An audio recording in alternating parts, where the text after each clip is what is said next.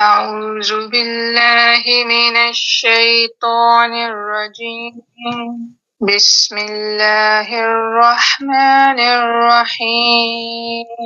لا أقسم بيوم القيامة، لا أقسم بالنفس اللوامة، أيحسب الإنسان أن لن نجمع عظامه، بلى قادرين على أن نسوي بنانه. صدق الله العظيم وصدق رسوله النبي الكريم. جزاكم الله خير. جزاک اللہ خیر۔ السلام علیکم ورحمۃ اللہ وبرکاتہ۔ وعلیکم السلام۔ جی اجازت ہے؟ جی جی بسم اللہ بسم اللہ۔ صلی علی نبینا، صلی علی محمد، صلی علی شفیعنا، صلی علی محمد۔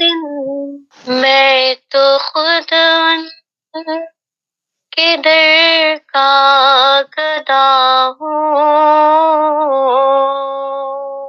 میں تو خود ان کے در کا گدا ہوں، اپنے آقا کو میں نظر کیا دوں، اب تو آنکھوں میں بھی کچھ نہیں ہے،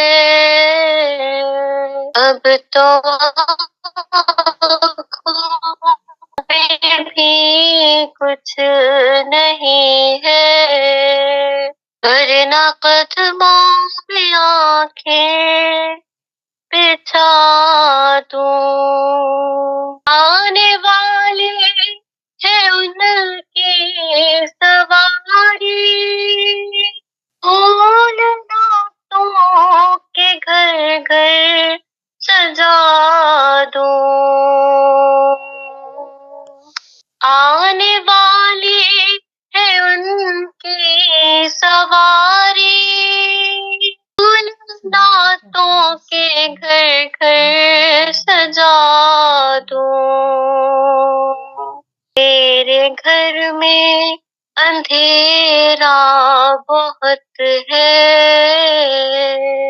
میرے گھر میں اندھیرا بہت ہے، اپنی پلکوں پہ شمع جلا دوں، میری جھولی میں کچھ بھی نہیں ہے، میرا سرمایہ ہے تو یہی ہے، میری جھولی میں کچھ بھی نہیں ہے، اپنی آنکھوں کی چاندی بہا دوں، اپنے ماتھے کا سونا لٹا دوں، بے نگاہی پہ میری نہ جائے، دیدار میرے نزدیک آئے،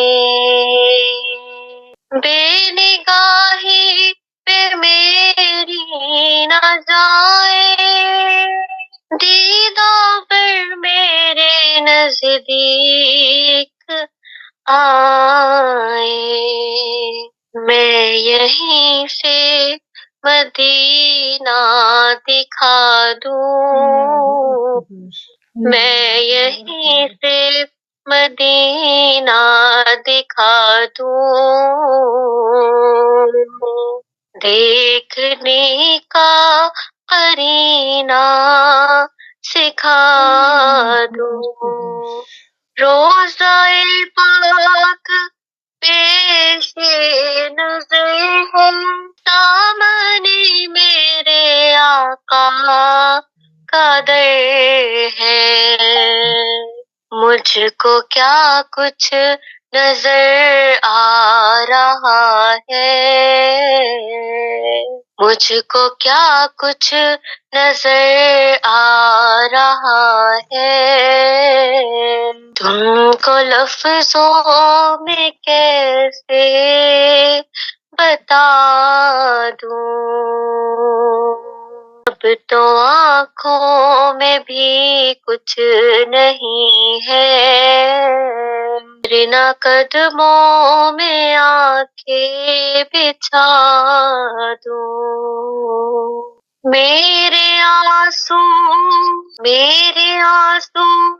بہت قیمتی ہیں، ان سے وابستہ ہے ان کی یادیں، میرے آنسو بہت قیمتی ہیں، ان سے وابستہ ہے ان کی یادیں، ان کی منزل ہے خاک مدینہ، ان کی منزل ہے خاک مدینہ، یہ گوہر یوں ہی کیسے لٹا دوں، مجھ کو اقبال نسبت ہے ان سے، جن کا ہر لفظ جانے سخن ہے، مجھ کو اقبال نسبت ہے ان سے، جن کا ہر لفظ جانے سخن ہے، میں جہانات اپنی سنا دوں، میں جہانات اپنی سنا دوں، ساری محفل کی محفل سجا دوں، سبحان اللہ، میں تو خود ان کے در کا گدا ہوں، اپنے آقا کو میں نظر کیا دوں، اب تو آنکھوں میں بھی کچھ نہیں ہے، ورنہ قدموں میں آنکھیں بچھا دوں۔ بہت خوبصورت کلام پڑھا آپ نے، ماشاءاللہ۔ ابھی جہاں آپ لے گئی ہیں وہاں سے واپس آنے میں مجھے تو ٹائم لگ رہا ہے۔ اللہم صلی علی سیدنا و مولانا محمد صاحب التاج والمعراج والبراق والعلم دافع البلاء والوباء والقحط والمرض والألم۔ سبحان اللہ، سبحان اللہ، سبحان اللہ، الحمدللہ، الحمدللہ، الحمدللہ، اللہ اکبر، اللہ اکبر، اللہ اکبر کبیرہ۔ بہت اللہ کا شکر، کرم، بہت شکر اس کا کہ اس نے ہمیں اپنے پیارے نبی حضرت محمد مصطفیٰ صلی اللہ علیہ وآلہ وسلم کا امتی بنایا، الحمدللہ۔ اور یہ خوبصورت نسبت ہمیں بخشی، ایسے بخشی کہ اس نسبت سے اللہ نے ہمارے دلوں کو وہ سوز و گداز بخش دیا کہ جس سوز و گداز کے سائے میں ہم اکٹھے ہو کے بیٹھتے ہیں، ہفتے میں 2 دفعہ ہم مل بیٹھتے ہیں، اور وہ محبتوں کی یہ جو خوبصورت ڈوری ہے یہ جا کے مدینہ منورہ میں ٹوٹتی ہے۔ ہم سب آقا کی محبت میں، آقا کی الفت میں اور آقا کی مائیت میں جانے کے لیے اکٹھے ہوتے ہیں کہ میرے آقا ہم سے خوش ہو جائیں، ایک نگاہ ہماری طرف اٹھے، اور وہ نگاہ جو ہے وہ ہمارے دونوں جہان میں ہمیں سرفراز کر جائے۔ یہ صرف اسی صورت میں ممکن ہوتا ہے کہ جب ہم پورے اخلاص کے ساتھ اس کوشش میں لگ جائیں۔ یہ کوششیں اللہ تعالی ہماری قبول فرمائے، اور جتنی بہنیں میرے ساتھ اس کار خیر میں تعاون کر رہی ہیں، اللہ تعالی ان کا یہ تعاون کرنا قبول فرمائے، اور ان کے دل کو، ان کی کیا کہنا چاہیے کہ ان کی ذات کو ہر طرح کے شر سے بچا لے، اپنے نفسوں کے شر سے بھی بچا لے، اور جو خدمت کا کام وہ سر انجام دے رہی ہیں اس کام میں انہیں حقیقی معنوں میں اخلاص بخش دے، اور ہر طرح کے نفاق اور ریا سے اپنی پناہ میں رکھے۔ میری تمام گوشہ نور کی بہنیں جو اس سفر میں میرے ساتھ گامزن ہیں، اللہ تعالیٰ سب کے گھروں پر اپنی رحمتیں نچھاور کرے۔ جو میری بہنیں بیمار ہیں، اللہ تعالیٰ ان کو شفائے کاملہ عطا فرمائے، اور ہماری ایک ساتھی ہیں، ان کی مدر کا کل انتقال ہو گیا، جن کے لیے ہم نے دعا بھی کی تھی، اور پچھلے 2 پروگرامز میں وہ ہمارے ساتھ لائیو دعا میں بھی موجود ہوتی تھی، اور وہ اتنی اپنی مدر کے لیے اتنی وہ دکھ میں تھی کہ بلیو کریں 2 ہفتے سے جب بھی میں دعا کرواتی تھی، میری اپنی کیفیت جو ہے نا وہ سنبھل نہیں پا رہی ہوتی تھی، کہ ان کا جو اپنی ماں کے لیے دکھ تھا وہ ایسے لگ رہا تھا کہ وہ دکھ جو ہے نا ہم بھی ان کے ساتھ جھیل رہے ہیں۔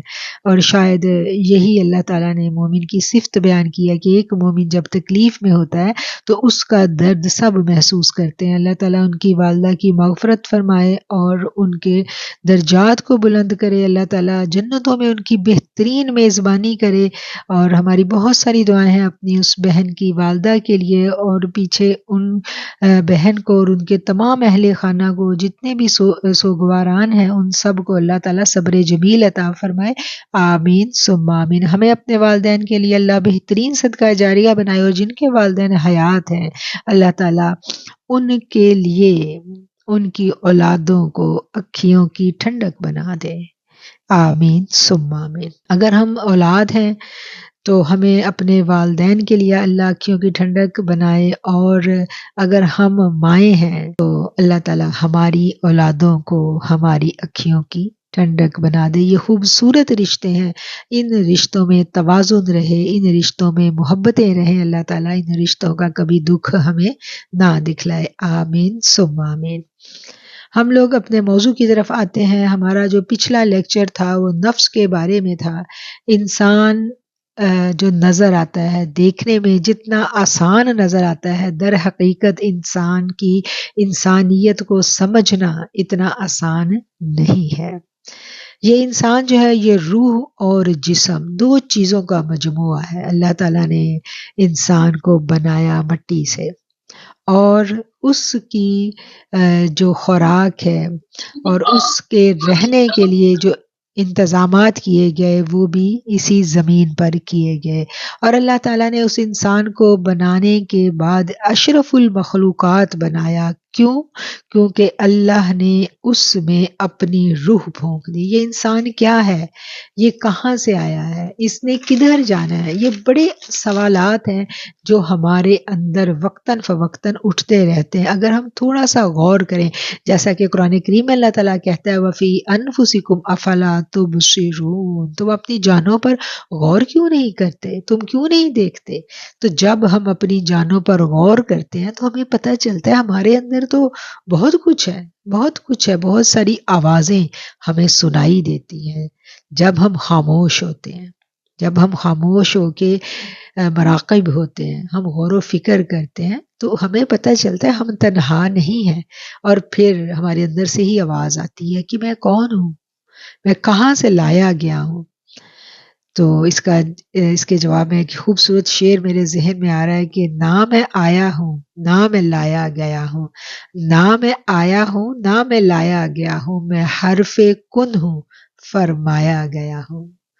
تو ہم تو حرف کن ہیں، میرے رب نے فرما دیا ہو جا تو ہم ہو گئے، اور یوں ہماری نسبت ہمارے رب العالمین سے اتنی پختہ ہے، اتنی مضبوط ہے کہ یہ نسبت کی ڈوری جہاں کمزور پڑتی ہے ہم بے قرار ہو جاتے ہیں، ہم دیوانے ہو جاتے ہیں، اور ہماری انگزائٹی، ہمارا ڈپریشن بڑھنے لگتا ہے، ہماری روح بیمار ہو جاتی ہے، ہمارے جسم بیمار ہو جاتے ہیں، ہم کملے ہو جاتے ہیں، اور ہم پھر اپنے آپ کو ڈھونڈتے ہیں، اور اپنے آپ کو ڈھونڈنے کے لیے ہم اپنے اندر نہیں اترتے، ہم ادھر ادھر بھاگتے ہیں، اور ہم سوچتے ہیں کہ کوئی ہو جو ہمیں بتائے کہ ہم کون ہیں، ہم کہاں سے آئے ہیں۔ اگر ہم اشرف المخلوقات ہیں، اگر ہم سب سے بہتر ہیں، تو پھر یہ کیسے ممکن ہے کہ ہم پریشان ہیں؟ یہ باتیں ہمیں پریشان کرتی ہیں۔ اپنی پہچان کا سفر بڑا عجیب سفر ہے۔ اپنی پہچان کے سفر پر جب ہم نکلتے ہیں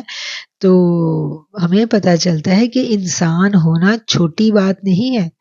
فرشتہ مجھ کو کہنے سے میری تحقیر ہوتی ہے، فرشتہ مجھ کو کہنے سے میری تحقیر ہوتی ہے، میں مسجود ملائک ہوں، مجھے انسان رہنے دو۔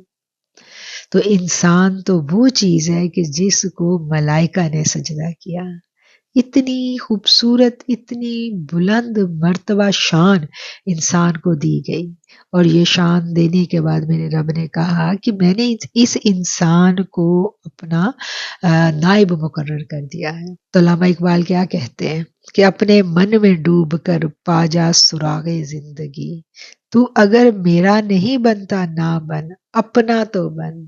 تو ہم اپنے نہیں بنتے، ہم جب اپنا بنتے ہیں تو ہمیں سمجھ آتی ہے کہ ہم کون ہیں، ہم کون ہیں۔ ہم تو وہ ہیں کہ فرشتہ مجھ کو کہنے سے میری تحقیر ہوتی ہے، میں مسجود ملائک ہوں، مجھے انسان رہنے دو۔ انسان بہت بہت اللہ تعالیٰ نے بہت مقرب بنایا ہے انسان کو، بہت بلند مرتبہ دیا ہے انسان کو، اور یہی وہ انسان ہے جو مجموعہ ہے جسم کا اور روح کا۔ یہ دونوں چیزوں کا جب ملاپ ہوا تو ایک تیسری چیز وجود میں آ گئی، اور وہ چیز تھی نفس، اور اس نفس نے انسان کے ساتھ ہی اس دنیا میں آنا ہوتا ہے، اور انسان کے ساتھ ہی اس نے واپس بھی جانا ہے۔ ایسا نہیں ہے کہ یہ ہمیں زندہ رہتے ہوئے، یعنی جیتے جی اس نفس سے ہم جان نہیں چھڑوا سکتے، یہ ممکن نہیں ہے۔ وہ جو صوفیہ کرام مراقبہ کرواتے ہیں نا، موتو قبل موتکم، تم مر جاؤ مرنے سے پہلے، تو وہ کوئی حقیقی موت نہیں ہوتی نفس کی، وہ مطلب یہ ہوتا ہے کہ خواہش نفس کو مار دیا جائے۔ تو موت کیا ہے؟ موت بھی یہی ہے نا۔ موت کیا ہے؟ اگر موت کی حقیقت کو ہم جانیں تو موت یہ نہیں ہے کہ انسان ختم ہو جاتا ہے، ایسا بالکل بھی نہیں ہے۔ اگر انسان نے ختم ہونا ہوتا تو عالم برزخ کیسے ہوتی؟ قبر میں سوالوں کے جواب وہ کیسے دیتا؟ وہ مر کے ختم نہیں ہوتا، وہ مر کے منتقل ہو جاتا ہے کسی اور جہان میں، اور وہ جس جہان میں جاتا ہے اس کے آگے منزلیں ہیں، وہ ایک آگے لامتناہی سلسلہ ہے جس میں سے اس نے گزرنا ہے، عالم برزخ ہے، اور اس کے اپنے امتحانات ہیں، اس کی اپنی زندگی ہے، وہ آگے پوری گزارنی ہے انسان نے۔ تو انسان کی ختم کیا ہوتی ہے؟ اس کی خواہش ختم ہوتی ہے۔ وہ جو کہا جاتا ہے نا موتو قبل موتکم، وہ خواہش کی موت کا نام ہے۔ اور خواہش کی موت جب ہو گئی تو پھر کیا ہوا؟ پھر روح کی حکمرانی ہو گئی۔ محی الدین ابن عربی اور امام غزالی دو بہت بڑے نام ہیں تصوف میں ہمیں ملتے، اور ان دونوں نے سیلف کے اوپر بڑا کام کیا ہے، بڑے خوبصورت اقوال ہیں ان کے، اور ان دونوں نے یہ کہا ہے کہ انسان کا جو قلب ہے نا، اس کو انہوں نے کہا ہے کہ اس کی مثال ایک سلطنت کی سی ہے، جیسے ایک سلطنت، جو انسان کی باڈی ہے وہ ایک سلطنت ہے، اور اس میں جو قلب ہے وہ اس سلطنت کا دار الخلافہ ہے، یعنی کیپٹل ہے۔ ہمارا قلب کیا ہے؟ وہ ایک کیپٹل ہے، اور جس کیپٹل پر جس کی حکومت ہوگی وہی چلائے گا اس کو. اسلام آباد میں جس کی حکومت آ جائے وہی پورے ملک پہ حکمرانی کرے گا نا. اسی طرح قلب پر جو حکمران ہو جائے گا وہی پوری باڈی پر حکمرانی کرے گا. کیسے؟ وہ ایسے کہ انسان کا جو قلب ہے اس کو دو چیزوں سے واسطہ ہوتا ہے. ایک واسطہ ہوتا ہے اس کو روح سے، اور دوسرا واسطہ ہوتا ہے اس کو نفس سے. اور روح اس کے پاس آتی ہے اور روح اس کو کہتی ہے کہ تم جو ہے نا میں تمہارے اوپر حکمرانی کرنا چاہوں گی. اور جب وہ روح انسان کے قلب میں پیوست ہوتی ہے اور وہ اس پر حکمرانی کرنا چاہتی ہے تو اب وہ فورسز کی طرف متوجہ ہوتی ہے. اور فورسز کیا ہیں؟ فورسز جو ہے وہ ہماری باڈی کی قوتیں ہیں ساری کی ساری. ہمارے حواس خمسہ، ہمارا چلنا پھرنا، ہماری پوری باڈی ہمارے ماتحت ہے. اگر ہم سوچیں تو اللہ تعالیٰ نے اس باڈی پر ہمیں حکومت دی ہے، ہماری حکمرانی ہے اس باڈی پر. ہم چاہیں تو ہم کھائیں، ہم چاہیں تو نہ کھائیں، جو چاہیں کھائیں. ٹھیک ہے نا؟ تو ہمارے دل میں خیال اٹھتا ہے کچھ کھانے کا اور ہم حکم دیتے ہیں اپنی باڈی کو، باڈی اس کا انتظام کر کے ہمیں پیش کرتی ہے، ہم کھاتے ہیں اور ہم اس سے پھر لطف اندوز ہوتے ہیں. یہی سلسلہ ہے نا سارے کا سارا. تو باڈی کہتی ہے کہ اگر تم ہمیں اپنا ماتحت کرنا چاہتے ہو تو ہمیں کیا ملے گا؟ تو روح جواب دیتی ہے کہ اگر تم میرے ماتحت ہو جاتے ہو، میری حکمرانی کو تسلیم کر لیتے ہو، میرے اوبیڈینٹ ہو جاتے ہو، تو پھر تمہیں عالم بالا کی سیر ملے گی. وہ جو اللہ تعالیٰ نے سورہ مزمل میں کہا ہے نا کہ پھر ایک لمبی سیر ہے، سبحن طویلا، ایک لمبی سیر، کہ جب انسان اللہ کے قرب کی حقیقت میں پہنچ جاتا ہے، یعنی معرفت الہی جب انسان حاصل کر لیتا ہے تو پھر وہ ایک لمبی سیر پر نکل جاتا ہے. وہ لامتناہی سلسلہ ہے، وہ ایسا سلسلہ ہے کہ جب وہ نصیب ہو جاتا ہے تو پھر دل کے اندر دنیا سے آٹومیٹکلی بے نیازی آ جاتی ہے. پھر انسان چلتا تو اسی زمین پر ہے لیکن ہوتا وہ آسمانوں پہ ہے. پھر حقیقتاً وہی انسان ہوتا ہے جس کو مسجود ملائک کہا گیا. پھر وہی انسان ہوتا ہے کہ خدا بندے سے خود پوچھے بتا تیری رضا کیا ہے. پھر وہی انسان ہوتا ہے جس کے بارے میں میرے آقا نے فرمایا تھا کہ اس زمین پر کچھ بندے ایسے ہیں جب وہ قسم کھا لیتے ہیں تو پھر اللہ ان کی قسم پوری کرتا ہے. پھر اللہ ان کو اتنی قوتیں عطا کر دیتا ہے، اتنے تصرفات عطا کر دیتا ہے کہ وہ ہاتھ اٹھاتے ہیں تو اللہ جو ہے نا ان کی دعائیں رد نہیں کرتا. پھر میرا رب یہ کہتا ہے کہ انہی میرے اولیاء کے صدقے میں اس دنیا میں رزق دیتا ہوں. انہی کے صدقے، یعنی دنیا میں تو بڑی نافرمانیاں ہو رہی ہیں، بڑا کچھ ہو رہا ہے، تو یہ اللہ کے نیک بندے ہوتے ہیں جن کو ہم ولی اللہ کہتے ہیں. اللہ کہتا ہے کہ یہ میرے جو بندے ہیں، اس سے جس نے دشمنی کر لی پھر وہ میرا دشمن ہے. پھر جو اس کا دوست ہے وہ اللہ کا دوست ہے، جو اللہ کے ولی کا دشمن ہے وہ اللہ کا دشمن ہے. پھر اللہ اپنی مخلوق کے دلوں میں ان دوستوں کی محبت بھر دیتا ہے. پھر اللہ کیسے محبت، پھر پرچار ہو جاتا ہے دنیا میں ان کی محبتوں کا. پھر وہ قبروں میں بھی سوئے ہوئے ہیں تو لوگ جا کے ان کے مزاروں پر دعائیں مانگتے ہیں اور اپنی مرادیں جو ہیں ان کے وسیلے سے پا لیتے ہیں. آج اتنے مزار قائم ہے نا، مزاروں میں صاحب مزار جو ہیں وہ کوئی عام لوگ نہیں ہوتے. وہ جو ولایت کے اعلیٰ مقام پر جاتا ہے اسی کا مزار بنتا ہے، اور اس کے مزار پر آپ جا کے حاضری دے کے دیکھیں، ایک طرف آپ کو نظر آئے گا کہ بہت سارے لوگ جو ہیں وہ بیٹھے قرآن پڑھ رہے ہیں، کوئی لنگر تقسیم کر رہا ہے، کوئی جو ہے کھڑا کوئی اللہ سے اس بزرگ کے واسطے اور وسیلے سے دعا مانگ رہا ہے، اور کوئی بیٹھا ادھر ان بزرگوں سے فیض حاصل کر رہا. ان مزاروں پہ سب کے لیے سب کچھ ہوتا ہے، جو لینے جاؤ گے وہی دکھائی دے گا، اور جو نقص لے کے آنکھوں میں جاتا ہے اس کو وہاں شرک نظر آتا ہے. جو فیض لینے جاتا ہے اس کے قلب کے جو چراغ ہیں وہ منور ہو جاتے ہیں.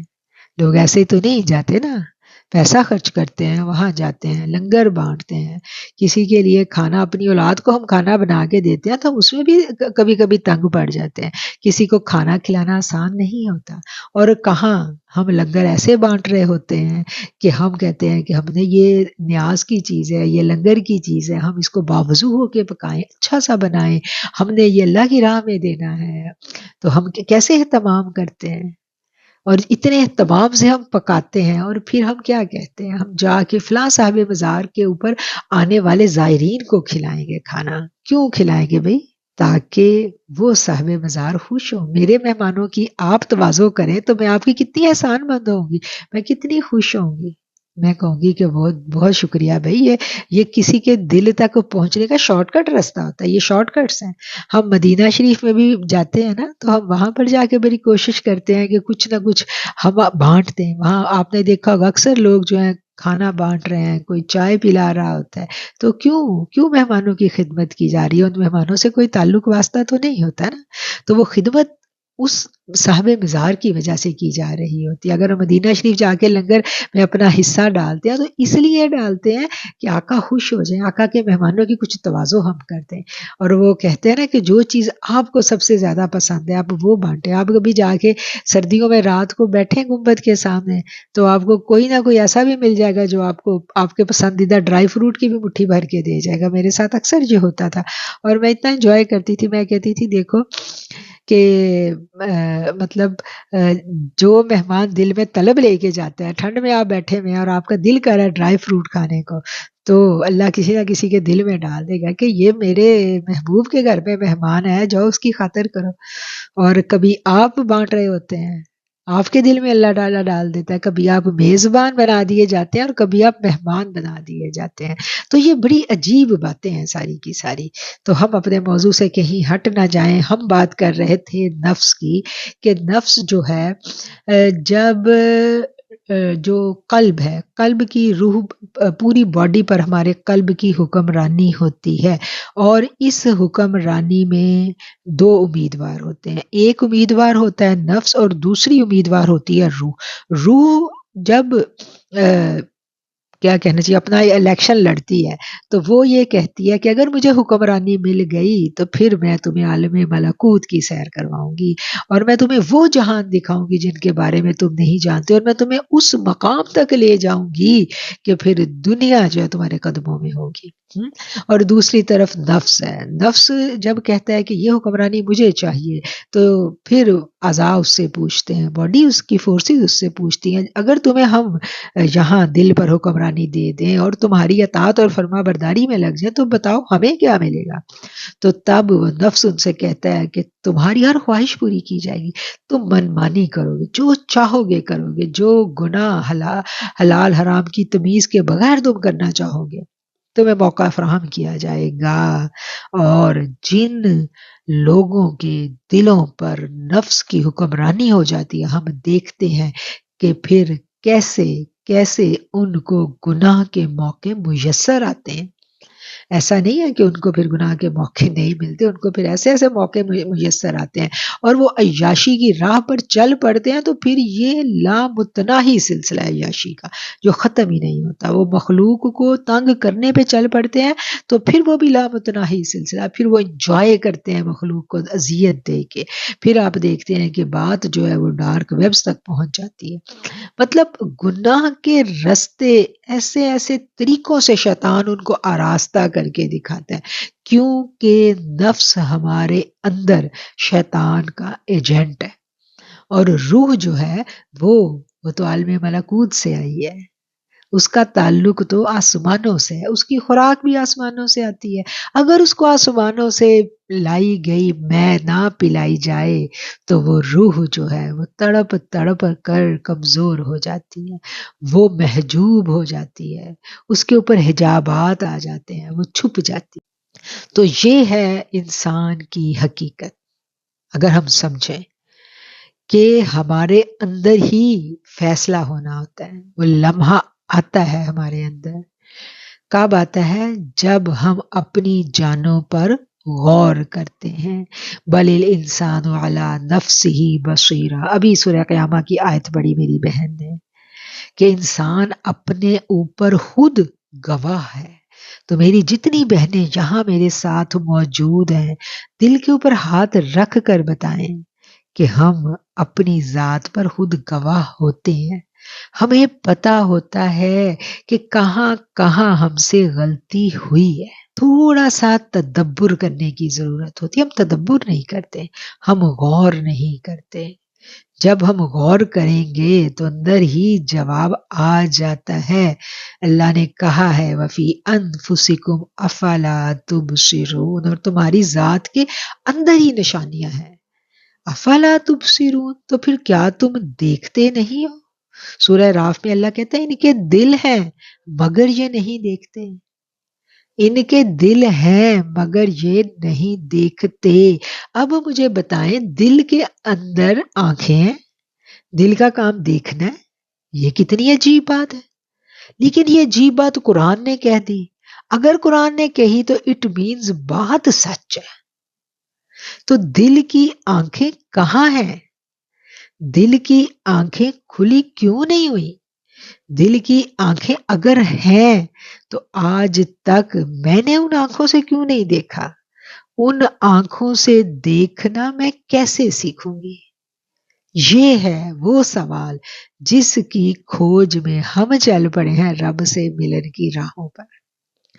اور جو ہم چلتے جا رہے ہیں نئے نئے راز جو ہے نا یہ ہمارے اوپر آشکار ہوتے جا رہے ہیں. ہمیں سمجھ آتی جا رہی ہے کہ رب جو ہے نا یہ صرف اور صرف عبادت سے نہیں ملتا. رب رب کر دے بڈھے ہو گئے ملا پنڈت سارے. رب دا کھوج کھرا نہ لبیا سجدے کر کر ہارے. رب تا تیرے اندر وسدا وچ قرآن اشارے. بلے شاہ رب انہوں ملدا جڑا نفس اپنے نو مارے. تو بس یہ جو نفس کو مارنا کہہ لیں یا خواہش نفس کو مارنا کہہ لیں، یہ سلسلہ ہے جہاں سے اس سفر کا آغاز ہوتا ہے. تیرے اندر رب دا ڈیرا ہے، تیرے اندر رب دا ڈیرا ہے، نال مدنی سائیں دا بسیرا ہے. کرو پاک دل نو لذتاں تو وت لذتاں چاہو دیدار دیاں. اب دیکھیں اس شعر میں کتنا راز بتا دیا گیا کہ جب تک ہم لذت سے اپنے آپ کو پاک نہیں کریں گے اس وقت تک دیدار کی لذت نہیں ملتی. جس جس کام سے نفس پھلتا اور پھولتا ہے اس کام سے ہم نے کیا کرنا ہے؟ ہم نے اس کام سے کنارہ کشی اختیار کرنی ہے. بس یہ کرنے کا کام ہے. جب جب ہم یہ کرنا سیکھ لیں گے تب ہم اپنے وہ جو ابھی شعر میں ہم نے پڑھا وت لذتاں چاہو دیدار دیاں، تو تب ہمیں دیدار کی لذت ملنی شروع ہو جائے گی. تو دیدار کی لذت پانے کے لیے ضروری چیز جو ہے وہ کیا ہے کہ نفس کو لذت سے پاک کرنا. اور نفس کو لذت سے ہم پاک کیسے کر سکتے ہیں؟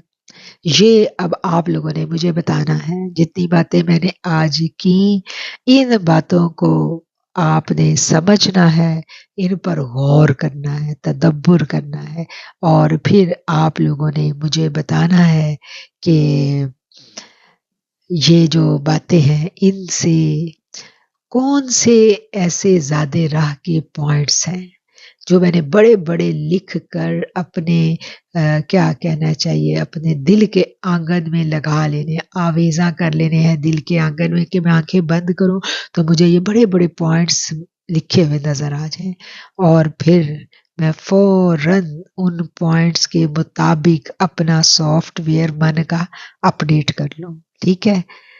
جو اب تک میں نے کہا اللہ تعالیٰ اس بھولے ہوئے الفاظ کا جو فہم و فراست ہے وہ ہمیں نصیب کر دے، اور خود آگہی کے سفر میں میرا رب ہماری مدد کرے، آمین ثم آمین۔ تو میری جو بہنیں جنہوں نے سنا، اور میں آپ سے ہمیشہ کہتی ہوں کہ جب آپ سننے بیٹھا کریں تو کاپی پینسل لے کے بیٹھا کریں، پوائنٹس نوٹ کیا کریں، اور جب آپ بات کریں تو لیکچر کے حوالے سے کریں، جو بات ہو رہی ہے اس کو سمجھنے پر فوکس کریں، irrelevant باتوں سے پرہیز کریں، بحث برائے بحث سے گریز کریں، کوشش کریں کہ جس ٹاپک کو، جس موضوع کو ہم اپنے اندر اتارنا چاہ رہے ہیں ہم اس موضوع پر آئیں۔ یہ موضوع بڑا اہم بھی ہے اور بڑا طویل بھی ہے اور بڑا نوکیلا بھی ہے۔ اس موضوع کو سمجھنے کے لیے ہمیں گلوز پہن کے، دستانے پہن کے، بڑے محتاط انداز میں پھول چننے ہیں اور کانٹوں کو پہچاننا ہے۔ ٹھیک ہے، چلیں جی، اب باری ہے آپ لوگوں کی۔